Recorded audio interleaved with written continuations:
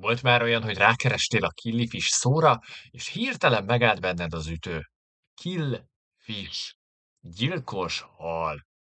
Hát az ember ilyenkor óhatatlanul elképzeli, hogy valami apró akváriumi sorozatgyilkos úszkál a vízben, aki éjszaka így végig járja a társas akváriumot, és eltünteti a neonhalakat. Na jó, megnyugtatlak, a killiknek semmi közük a gyilkoláshoz. Sőt, ők a természet egyik legszelídebb, legszínesebb kis csodái.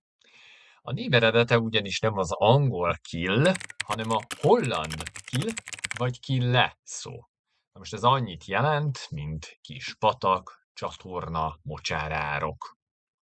A holland telepesek nevezték így el azokat a halakat, amelyek ezekben az apró vizekben éltek.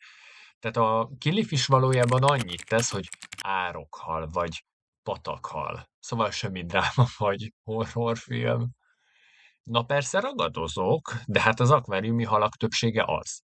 Szúnyoglárvát, apró férgeket, artémiát tesznek. No de hát ez nem gyilkosság, ez egyszerűen csak vacsora. Úgyhogy a gyilkos hal kifejezése egy félrefordítás. És olyan helyeken bukkanhatsz rá, ahol a fordítást egy robot csinálta, emberi ellenőrzés nélkül. Mondjuk vicces, az tény, de teljesen félrevezető. Úgyhogy a killik nem gyilkosok. Ők inkább olyanok, mint a természet bohém kis művészei, akik színesek, meg érzékenyek, különlegesek és néha kicsit, de azért szeszélyesek. De hogy gyilkosok?